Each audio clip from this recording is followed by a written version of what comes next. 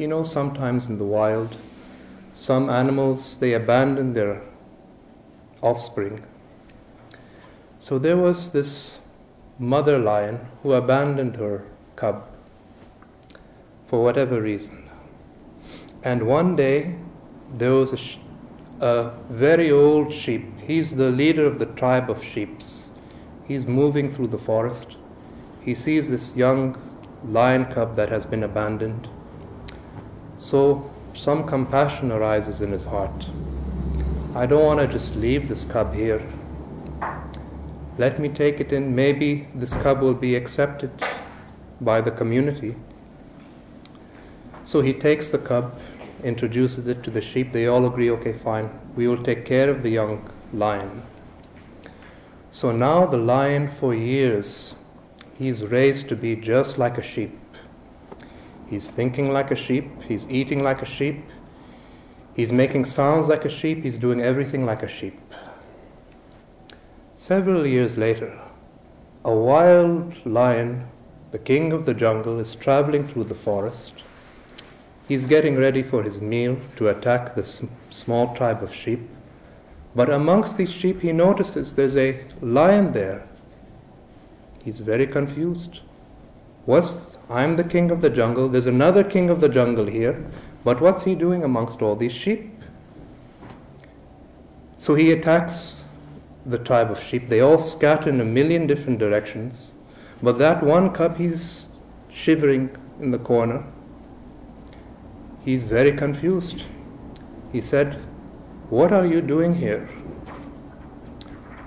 He didn't want to reply. He said, "No, you must respond. What are you doing here?" He said, "What do you mean what I am doing here? I am a sheep. I'm amongst my family." He said, "No, you're not a sheep. From where did you get this idea that you are a sheep?" So the lion, he said, "Okay, I have to demonstrate the point directly. No amount of brilliant logic is going to cut through this false identification that he is a sheep." So he just dragged the other lion to a very quiet, calm lake. He said, "Just look into the lake at your reflection. Tell me what you see." He looked in the lake. For the first time, he sees his true face, that he is a lion. Immediately, all his very wild, ancient instincts come bursting to the surface, and he gives out a huge roar. And hearing the roar, he knows now 100% for certain that he is not a sheep. He has forgotten what is his true nature. And this is very much how human life is like. From a very young age, we are conditioned, first of all of this, to me, this is one of the greatest injustices that has happened to human life, that from a very young age, we've been taught always to direct our attention externally, outwards into the world. From parents, forget about parents.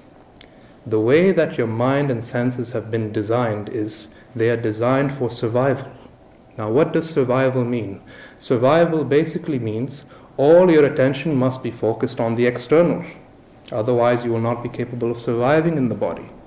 So first and foremost, the mind and the senses have been designed for survival. That's why they are conditioned in such a way that everything is external. That aside, then we have the social conditioning. Parents telling you how you should be, how you should not be. If the parents are Christian, naturally they want the child to be Christian. If they are Muslim, they want the child to be Muslim, trying to already mold the child in their own image. From there, you go to the school.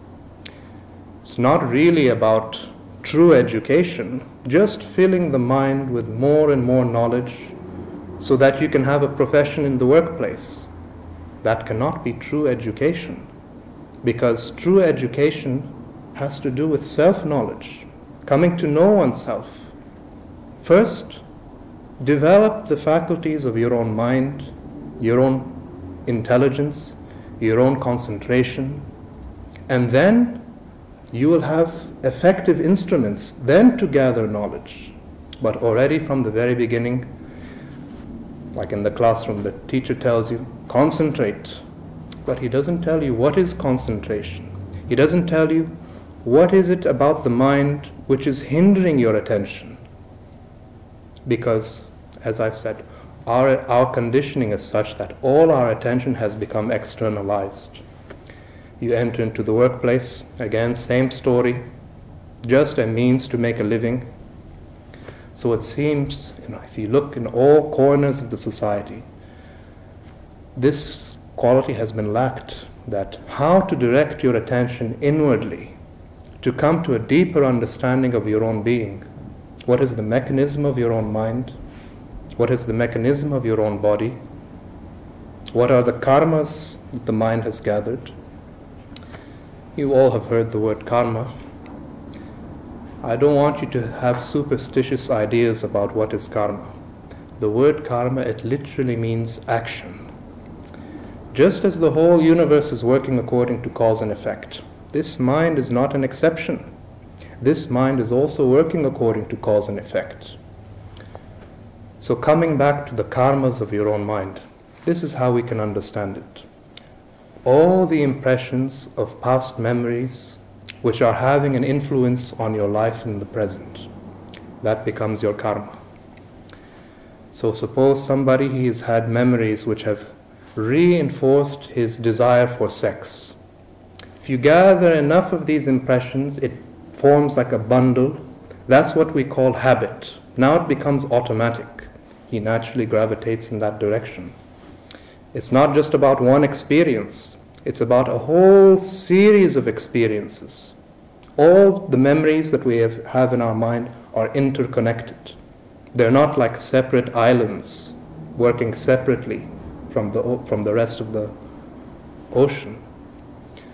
So that's why if we really want to have an understanding of what are the sufferings of the mind, we need to go very deep down to those very fine impressions that are there in the unconscious.